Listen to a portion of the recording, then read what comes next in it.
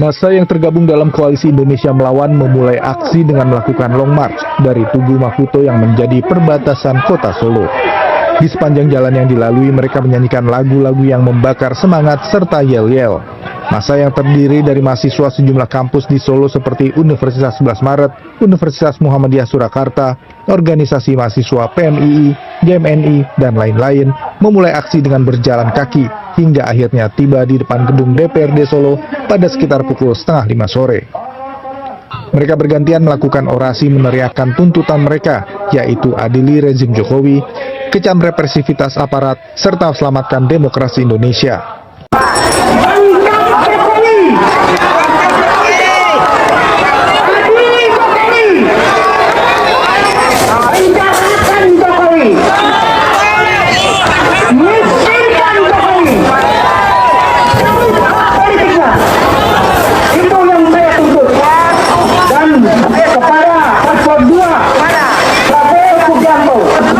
Yang sudah bergabung dan mengikuti kita kecurangan Jokowi. Ingat, rakyat tidak cinta, rakyat tidak bisa dibohongi. Untuk itu saya akan terus menuntut dan kepada Tito Karnavian yang sedang menjabat menjadi menteri pada saat ini. Jangan seenaknya menunjuk pemimpin-pemimpin daerah. Hanya itu yang ingin saya sampaikan.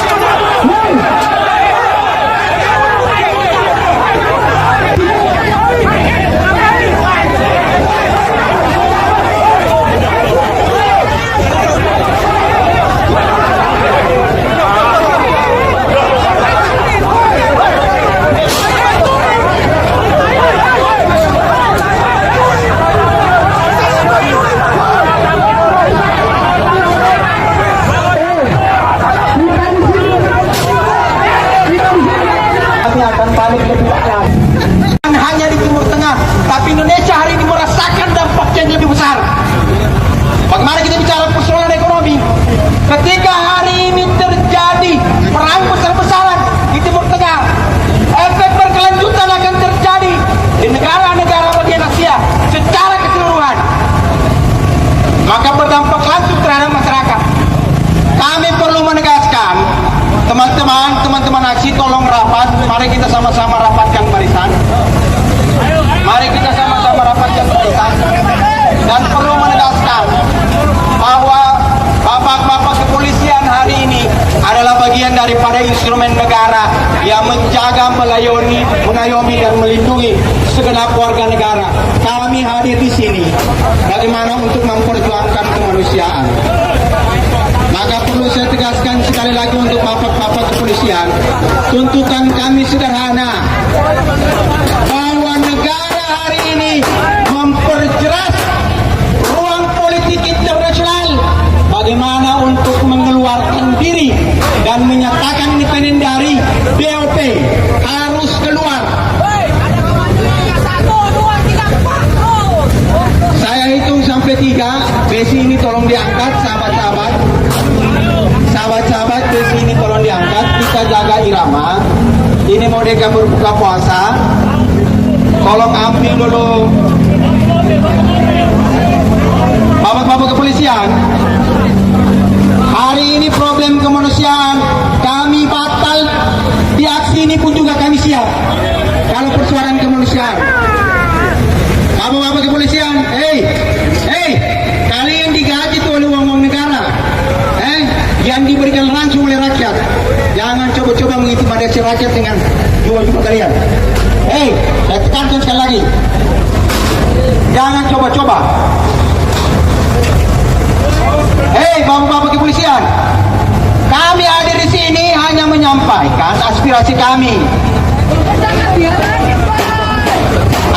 Mobil 2 langkah maju ke depan, kalau bisa tabrak aja pakai itu.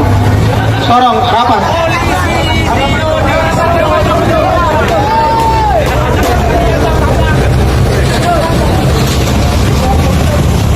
Kalau tidak ini pagar dibuka, besok kami datang lebih besar dan boikot ke Dubes Amerika. Setelah itu kami boikot istana negara karena menganggap bahwa masyarakat hari ini tidak mampu menyampaikan aspirasi di depan publik. Maju rapat pagar, kasih bibir mobil rapat pagar. Baik, sahabat-sahabat tenang dulu. Bapak-bapak kepolisian, sekali lagi siapapun yang bertanggung jawab hari ini atas pagar-pagar ini, kami meminta agar kemudian dibuka pagar-pagarnya. Bapak-bapak, mohon izin bapak-bapak, Pak Buam. Sabar, dicoba pagarnya dibuka karena hari ini PBPMI harus tetap melakukan aksi simbolik memboikot kantor kedubes Amerika Serikat.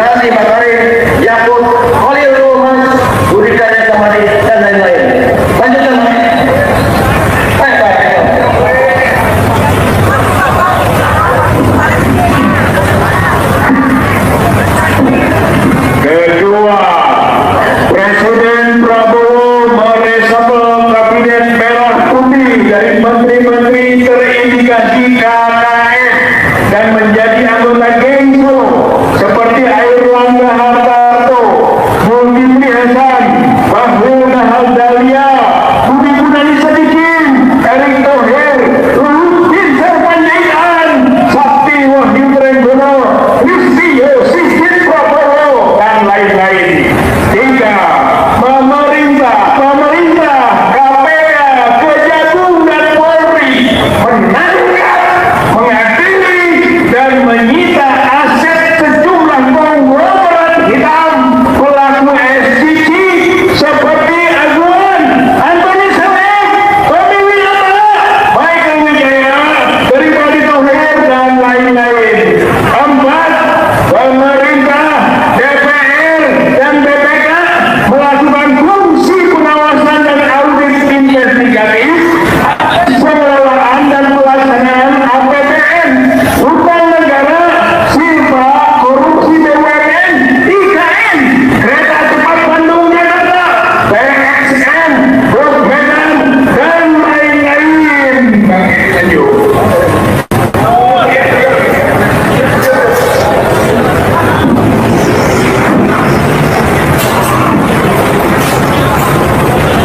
Kami tidak membutuhkan uang itu.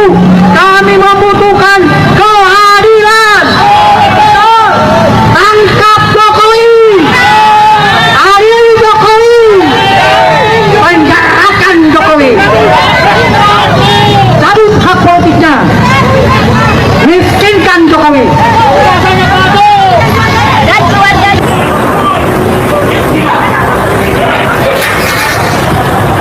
Pemerintah menjadi Versi posisi AB. Selama berkuasa, Jokowi diyakini telah bekerja sama dengan legal hitam, melakukan kejahatan luar biasa.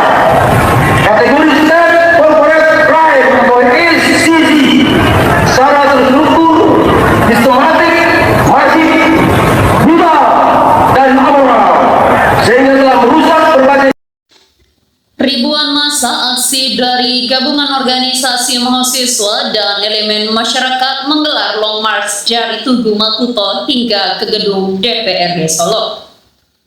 Tuntutan utama mereka mencakup desakan untuk mengadili rezim Joko Widodo, menolak represivitas aparat, mengevaluasi kabinet, mengusut dugaan korupsi hingga mencabut hak politik mantan presiden. Terjadi dorong-mendorong dengan barikade kepolisian di lapangan sebelum akhirnya perwakilan mahasiswa diizinkan masuk ke halaman gedung DPRD Solo untuk membacakan orasi. Ya, halo teman-teman semua, selamat datang kembali di channel Isu Panas Politik, sebuah ruang publik digital yang hadir untuk mengkaji, menelaah dan menyuarakan berbagai dinamika kebangsaan secara objektif dan mendalam.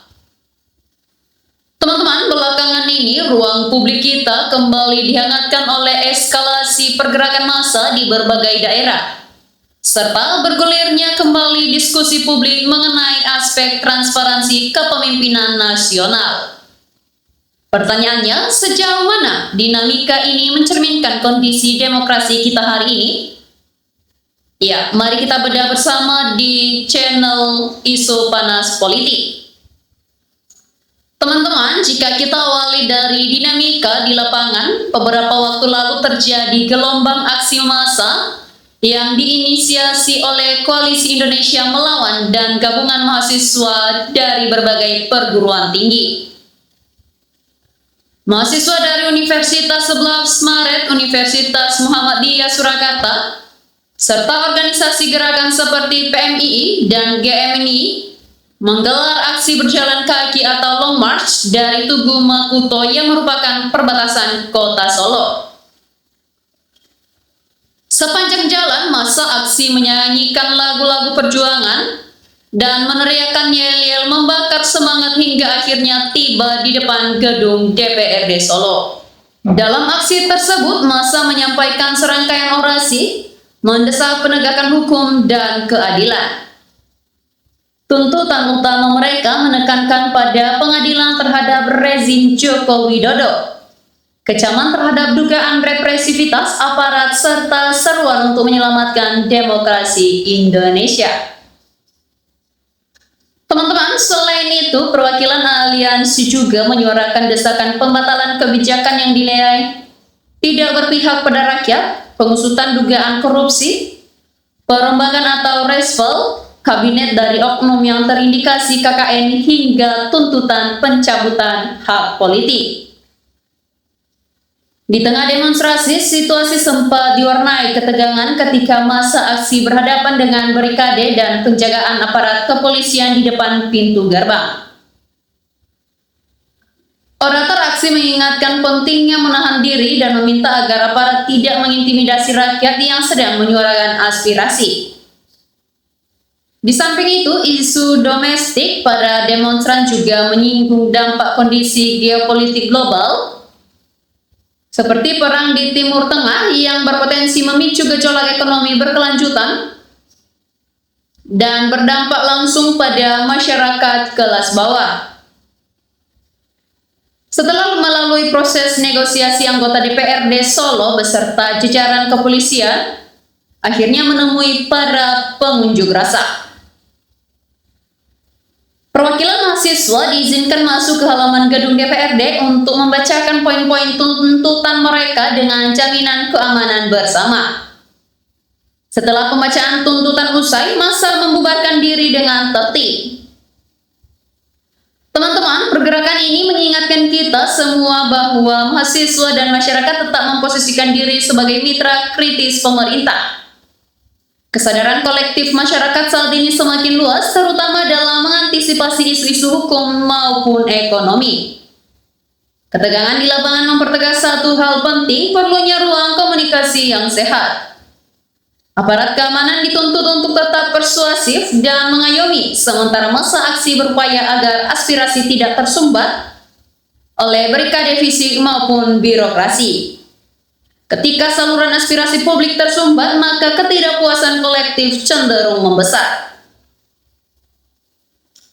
Ya, selain dinamika di jalanan, isu seputar akuntabilitas dan keaslian dokumen formal pemimpin negara kembali mencuat.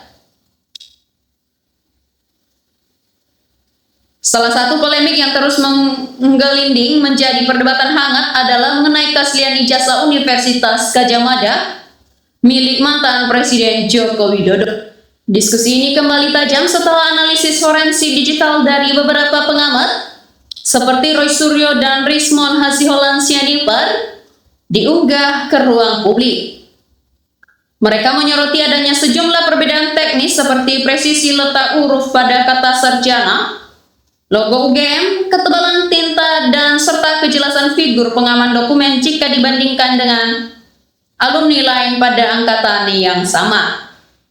Tuduhan-tuduhan ini berkembang menjadi bola liar di tengah masyarakat, memunculkan desakan agar dokumen asli dapat ditunjukkan secara terbuka. Namun, dalam melihat isu ini, kita tentu harus bersikap adil dengan melihat dari dua sisi. Pihak Universitas Gadjah Mada telah mengeluarkan pernyataan resmi yang menegaskan bahwa seluruh dokumen administrasi, mulai dari arsip pendaftaran nilai ujian, judul skripsi, hingga tanda tangan pejabat berwenang kala itu tercatat secara rapi dan sah di arsip kampus. Pihak UGM menjelaskan bahwa perbedaan minor pada letak huruf atau ketebalan tinta adalah hal yang wajar pada era 1980-an. Mengingat proses pencetakan dokumen pada masa itu masih menggunakan metode manual dengan mesin ketik sederhana, bukan digitalisasi modern. Polemik ini menyisakan catatan penting mengenai public trust atau kepercayaan publik, di mana bagi sebagian masyarakat pembuktian hukum dan transparansi fisik secara menyeluruh adalah kunci utama untuk menyudahi perdebatan ini, sehingga tidak ada lagi kesan tebang pilih dalam penegakan kepastian hukum di tanah air. Dinamika baik di jalanan melalui demonstrasi maupun polemik administrasi di ruang digital pada hakikatnya adalah ujian bagi kematangan demokrasi kita. Kuncinya terletak pada keterbukaan informasi, ketegasan hukum, dan kesediaan semua pihak untuk saling mendengarkan. Teman-teman, respon masyarakat terhadap isu-isu ini pun sangat beragam. Banyak warganet yang memberikan pandangan di kolom komentar, mulai dari mendesak penegakan hukum yang tidak pandang bulu, mendorong transparansi informasi, hingga menyuarakan harapan agar situasi kemasyarakatan dan stabilitas nasional tetap aman serta berkeadilan bagi seluruh rakyat Indonesia. Nah, teman-teman, bagaimana tanggapan dan analisis kalian mengenai dinamika kebangsaan kita akhir-akhir ini? Silakan tuliskan pandangan kalian secara bijak di kolom komentar di bawah. Dan terima kasih telah menyimak dari awal hingga akhir. Jangan lupa untuk menyampaikan kritik dan pendapat secara sopan, kritis, dan objektif. Salam NKRI, harga mati.